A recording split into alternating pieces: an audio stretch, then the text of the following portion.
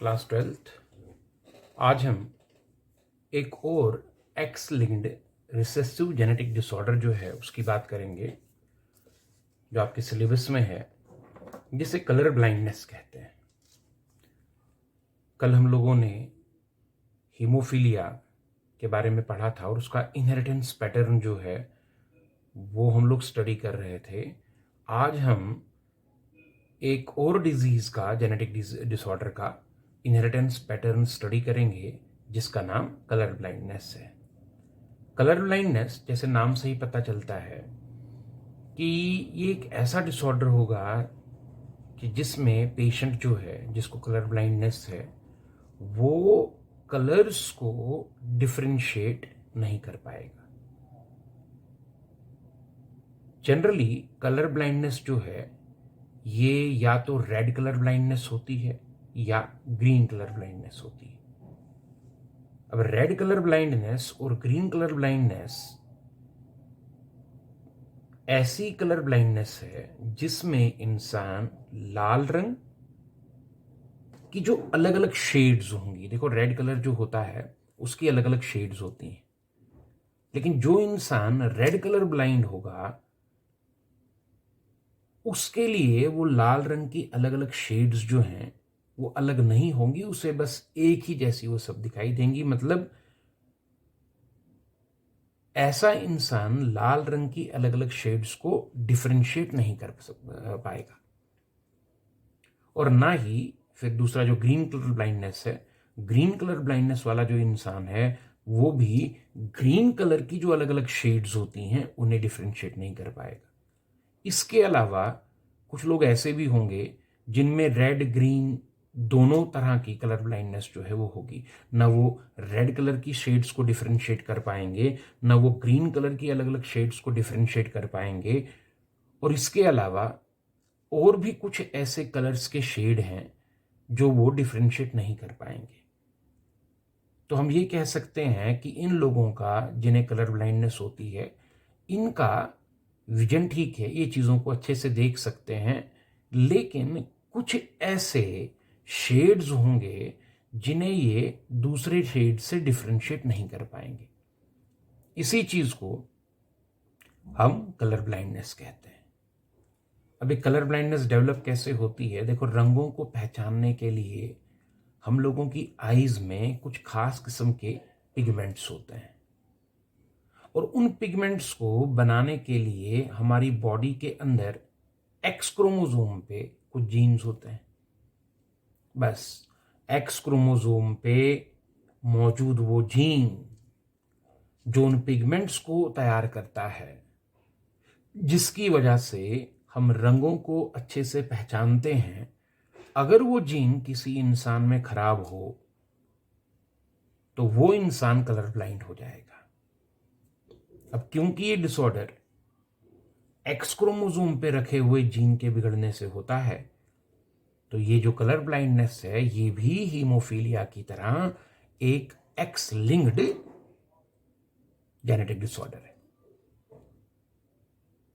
और दूसरी चीज, क्योंकि यहां भी क्या है, बिगड़ा हुआ जीन, खराब जीन जो है वो नॉर्मल जीन के मुकाबले में रिसेसिव हो जाता है हीमोफीलिया की तरह ही, तो ये कलर ब्लाइंडनेस जो है ये भी एक x linked recessive genetic disorder है। और कल हीमोफीलिया के केस में आपने देखा कि x linked recessive genetic disorder जो होते हैं वो फीमेल्स में कम और मेल्स में ज्यादा होते हैं। और वजह क्या है? वजह यह है कि फीमेल में 2 एक्स हैं, दोनों ही एक्स पर वो जीन होगा। एक एक्स पर अगर खराब भी हो तो दूसरा काम करेगा, लेकिन मेल में क्योंकि एक ही एक्स है उस पर वो एक ही जीन होगा, और अगर वो खराब हो जाए तो फिर वो काम नहीं कर पाएगा और उसमें डिसऑर्डर हो जाएगा।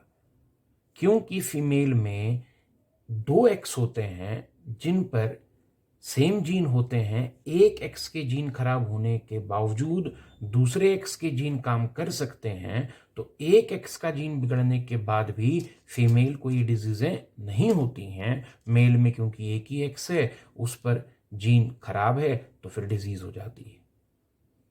और इसीलिए कल आपको जैसे बताया था कि हीमोफीलिया मेल्स में ज़्यादा देखने को मिलता है, कलर ब्लाइंडनेस भी मेल्स में ज़्यादा देखने को मिलेगी। एक फीमेल में कोई भी एक्स-लिंक्ड रिसेसिव जेनेटिक डिसऑर्डर, कोई भी एक्स-लिंक्ड रिसेसिव जेनेटिक डिसऑर्डर, चाहे वो हीमोफीलिया हो या वो कलर ब्लाइंडनेस हो, एक फीमेल को तब तक नहीं हो सकता जब तक नहीं कि उसके दोनों ही एक्स क्रोमोसोम पर जीन खराब हो, क्योंकि ये रिसेसिव जेनेटिक डिसऑर्डर है। तो कल की तरह ही हम इस जेनेटिक डिसऑर्डर का जो है वो भी इनहेरिटेंस पैटर्न स्टडी करेंगे। सबसे पहले सेम उसी तरह से आपको इसका इंट्रोडक्शन हमने दे दिया, नोट से आप उसे याद कर लेंगे।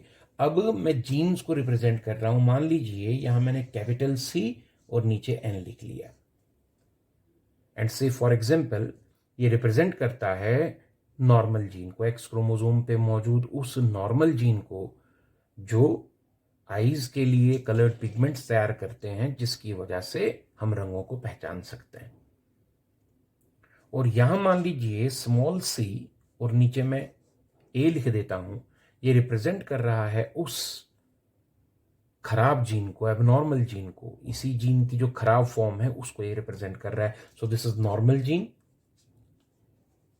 जो सभी लोगों के एक्स क्रोमोसोम पर नॉर्मली होता है। दिस इज एबनॉर्मल जीन, जिसे म्यूटेटेड भी कह सकते हैं। This is abnormal gene.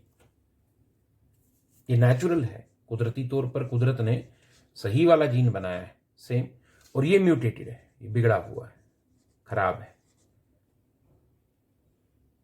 और फिर आपको यहां बता रहा हूं कि नॉर्मल वाला जीन क्योंकि डोमिनेंट है और एबनॉर्मल जीन जो है वो रिसेसिव जीन है। तो आप इसे एबनॉर्मल जीन बुलाएं, म्यूटेटेड जीन बुलाएं या रिसेसिव जीन बुलाएं, बात एक ही है। आप इसे नॉर्मल जीन बुलाएं या नेचुरल जीन बुलाएं या डोमिनेंट जीन बुलाएं, बात एक ही है। ये इसी की म्यूटेटेड फॉर्म है। तो ये जो कलर ब्लाइंडनेस है, ये भी हीमोफीलिया की तरह एक्स-लिंक्ड रिसेसिव जेनेटिक डिसऑर्डर है। ये कर लिया। अब इसके बाद सेम उसी तरह से जैसे कल हम लोगों ने मेल और फीमेल के लिए कंडीशंस देखी थी, सेम बनानी है कि ये अगर एक मेल है, इसमें एक एक्स क्रोमोसोम है, एक वाई क्रोमोसोम है। एक्स क्रोमोसोम पे मान लीजिए कैपिटल CN यानी नॉर्मल जीन है, ये कलर्ड पिगमेंट्स तैयार करेगा आईज में, और मेल जो है वो नॉर्मल कलर विजन रखेगा, कलर ब्लाइंड नहीं होगा क्योंकि इसका जीन नॉर्मल वाला जीन है। सो ये एक नॉर्मल मेल होगा जिससे कलर ब्लाइंडनेस नहीं है। और अगर कहीं इस मेल के एक्स क्रोमोसोम पर बिगड़ा हुआ जीन है CA, जो रिसेसिव जीन है, खराब जीन है, म्यूटेटेड जीन है, वाई पर तो खैर ये चीजें होंगी ही नहीं, वो तो क्रोमोसोम ही अलग है। तो इस केस में मेल के एक्स क्रोमोसोम पे मौजूद जीन क्योंकि खराब है, इसमें कलर ब्लाइंडनेस होगी। सो ये कलर ब्लाइंड मेल होगा, बस दैट्स ऑल। मेल में दो ही कंडीशन है। फीमेल में अगेन कल की ही तरह XX दो एक्स क्रोमोसोम है, तो हो सकता है कि इस वाले एक्स पे नॉर्मल जीन हो और यहां भी नॉर्मल जीन हो, ये नॉर्मल फीमेल है।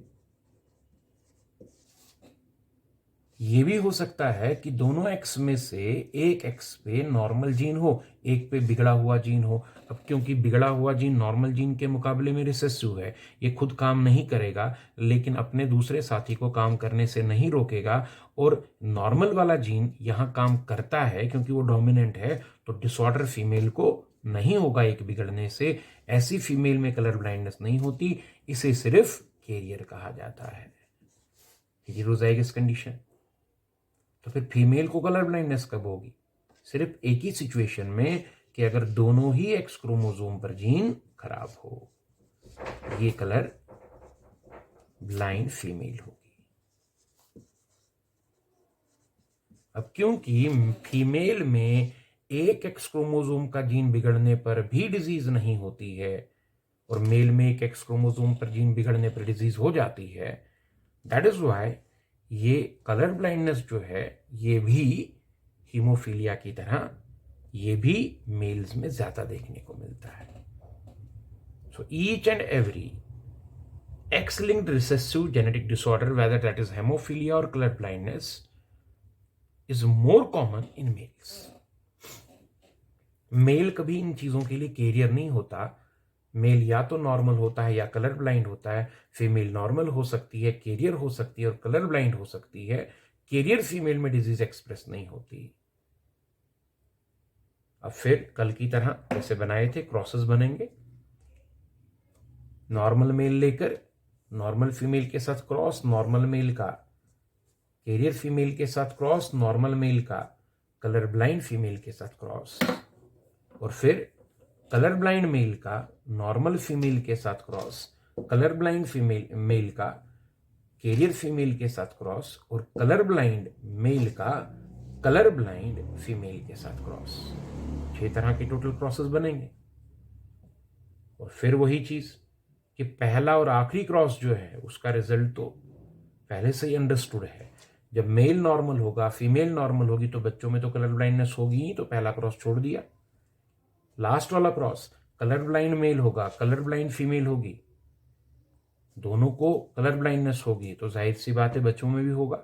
और आखिरी क्रॉस भी छोड़ दिया. ले देकर 4 क्रॉसेस जो बीच के हैं उन्हें हमें ड्रॉ करके उनका इनहेरिटेंस पैटर्न जो है वो बनाना है. क्रॉसेस सेम रहेंगे, जैसे हीमोफीलिया में क्रॉसेस थे, सेम क्रॉसेस यहां भी सेम रहेंगे, रिजल्ट भी सेम रहेगा, क्योंकि दोनों ही एक्स-लिंक्ड रिसेसिव जेनेटिक डिसऑर्डर हैं. सिर्फ सिंबल जो है जीन का वो हमने चेंज करना है. फॉर एग्जाम्पल मैं आपको अब इसमें 4 क्रॉसेस आपने बनाने हैं. कल मैंने आपको 4 में से 2 बनाकर दिखाए थे और 2 आपसे बनाने के लिए कहे थे. आज भी मैं आपको 2 क्रॉसेस बनाकर दिखा रहा हूं. नॉर्मल मेल और कैरियर फीमेल का क्रॉस बनेगा, नॉर्मल मेल और कलर ब्लाइंड फीमेल का क्रॉस बनेगा, कलर ब्लाइंड मेल और नॉर्मल फीमेल का क्रॉस बनेगा, कलर ब्लाइंड फीमेल और कैरियर फीमेल का क्रॉस बनेगा. तो कल मैंने आपको अफेक्टेड पहला और दूसरा क्रॉस सिखाया था और तीसरा चौथा आपने खुद बनाया था.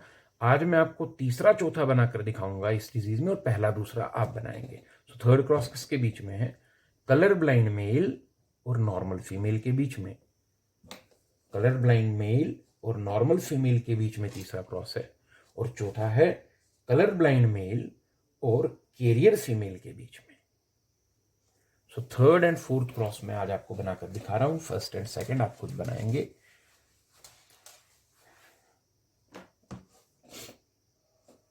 तो मेल कैसा लेना है? फादर कैसा है?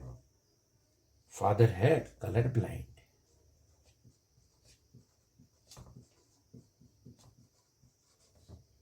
और मदर कैसी है? मदर है नॉर्मल. अब इनका जीनोटाइप लिखेंगे. कलर ब्लाइंड मेल कैसा होगा? X Y. वाई पे तो कुछ नहीं, एक्स पे खराब जीन सी ए.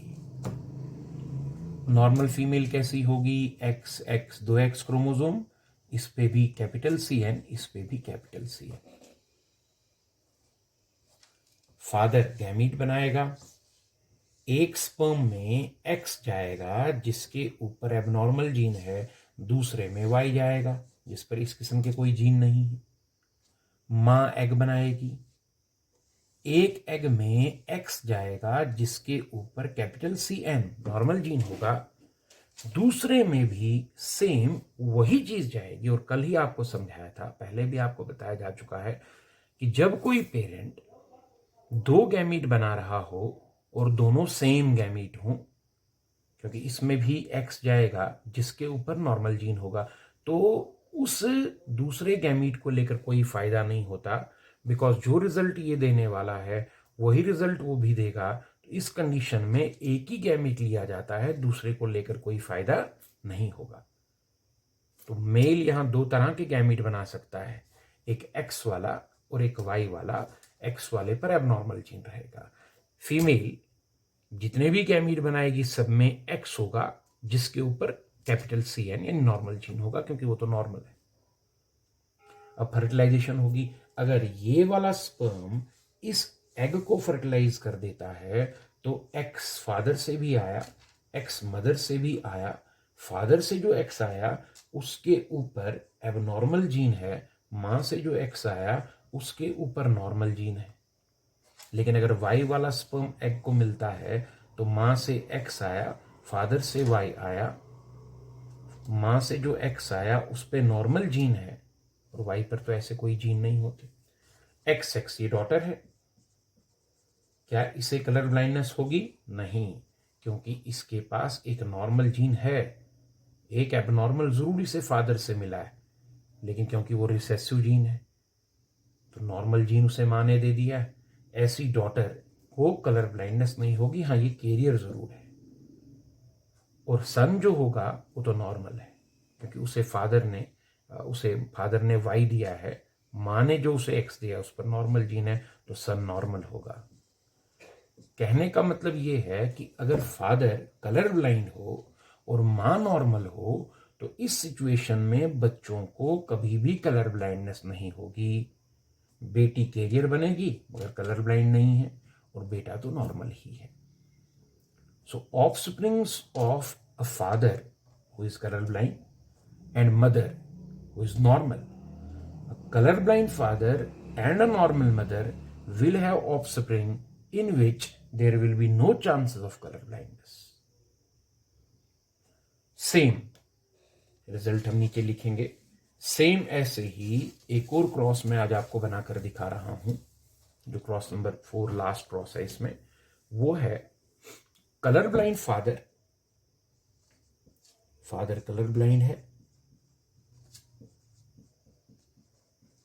और मदर जो है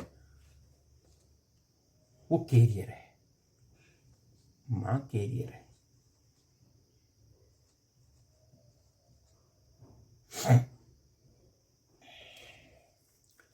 तो इस कंडीशन में क्या होगा, चलिए देखते हैं।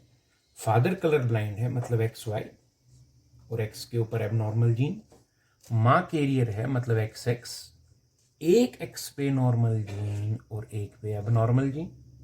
गैमीट बनवाएंगे, फादर के एक गैमीट में एक्स होगा जिसके ऊपर एबनॉर्मल जीन होगा, और दूसरे गैमीट में वाई होगा। दोनों हमने लेने हैं। माँ के एग बनेंगे, एक एग में एक्स होगा जिस पे नॉर्मल जीन है, दूसरे एग में एक्स होगा जिस पे एबनॉर्मल जीन है।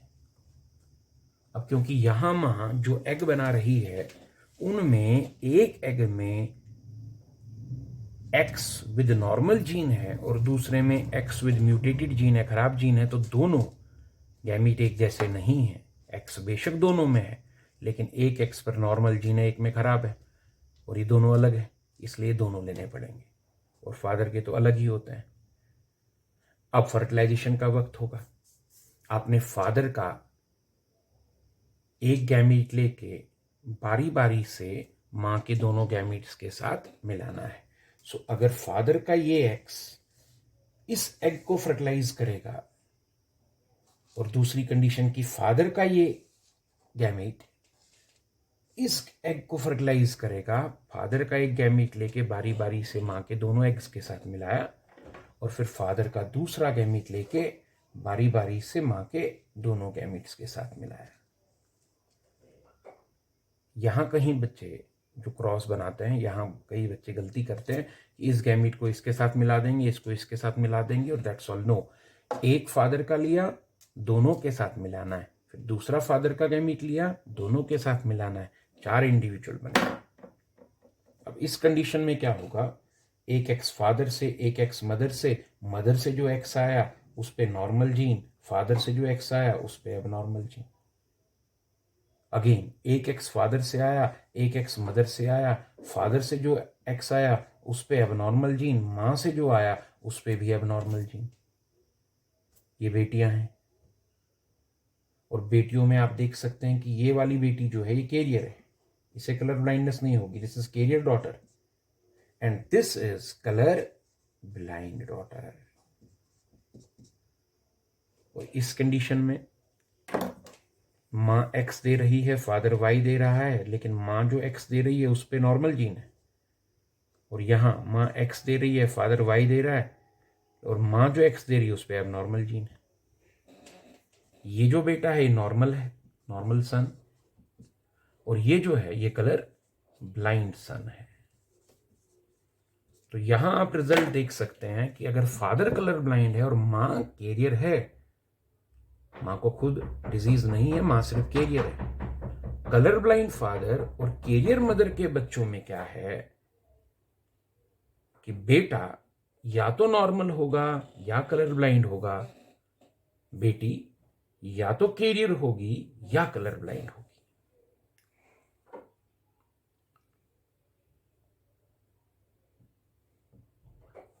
बेटी में डिजीज तब तक नहीं हो सकती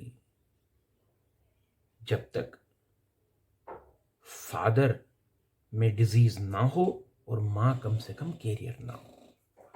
अगर तो दोनों कलर ब्लाइंड है, फादर मदर, तब तो बच्चों में कलर ब्लाइंडनेस होगी ही होगी। लेकिन फादर कलर ब्लाइंड हो और मां कैरियर हो तो जाकर बेटी में हो सकती है। फादर कलर ब्लाइंड है, मां नॉर्मल है, तो उस कंडीशन में बेटियों को कभी डिजीज नहीं होगी।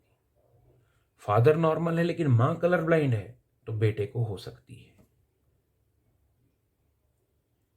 तो दिस इज द रिजल्ट। क्या रिजल्ट होगा इसका नीचे कि there are 50% chances of both son as well as daughter being colour blind. Same इसी तरह से जो बाकी दो क्रॉसेस बचे हैं वो भी आप बना लेंगे। और क्योंकि मैंने आपको कल भी कहा था कि इनहेरिटेंस पैटर्न जो है कलर ब्लाइंडनेस और हीमोफीलिया सेम रहता है, सिर्फ डिजीजेस अलग हैं, जीन्स के सिंबल अलग हो जाते हैं, बाकी इनहेरिटेंस पैटर्न और प्रोसेस का रिजल्ट सेम रहता है, क्योंकि दोनों ही X linked recessive genetic disorders हैं। अब इन जेनेटिक डिसऑर्डर्स को आप लोग स्टडी करेंगे पेपर में। मैंने आपको बताया है कि जो जो आपके सिलेबस में टॉपिक्स हैं उन्हीं को हम लोग जो है वो इन दिनों डिस्कस कर रहे हैं। तो एक तो जेनेटिक्स में आप लोगों ने sex determination in human beings पढ़ा। बच्चे जो हैं, आप बहुत सारे बच्चे जो हैं कॉल्स करके और व्हाट्सएप पे मैसेज दे रहे हैं कि क्या है सिलेबस में क्या नहीं है। तो देखो, आपको बताया है कि नोट्स जो होते हैं, आपको जो नोट्स प्रोवाइड किए गए हैं, उन नोट्स में कई तरह की चीज़ें जो हैं वो लिखी हैं। उनमें से आप लोग वही चीज़ें अच्छे से तैयार करेंगे जो आपके सिलेबस में है। सेक्स डिटर्मिनेशन जो है उसमें कई तरह की सेक्स डिटर्मिनेशन आपके नॉलेज के लिए लिखी गई हैं, आप उन्हें पढ़ सकते हैं। पेपर के लिए हनी बी, ह्यूमन बीइंग और बर्ड्स, 3 सेक्स डिटर्मिनेशन तैयार करनी है। सेम ऐसे ही जेनेटिक डिसऑर्डर जो है वो कई तरह के हैं, बट आप लोगों ने इनहेरिटेंस पैटर्न सिर्फ 2 जेनेटिक डिसऑर्डर्स का स्टडी करना है, एक हीमोफीलिया और एक कलर ब्लाइंडनेस। अब इसके आगे जो अगला टॉपिक होगा वो होगा क्रोमोसोमल डिसऑर्डर्स का। ये तो जीन डिसऑर्डर थे ना, जीन के बिगड़ने से हो रहे थे। अब क्रोमोसोमल डिसऑर्डर्स हैं, उसमें भी कुछ डिसऑर्डर्स जो हैं आपके सिलेबस में रखे गए हैं। डाउन सिंड्रोम है, टर्नर सिंड्रोम है, क्लाइनीफेल्टर सिंड्रोम है। अब वो हम लोगों ने पढ़ने हैं। और उसके बाद फिर आपके सिलेबस में डीएनए फिंगरप्रिंटिंग है और ह्यूमन जीनोम प्रोजेक्ट है।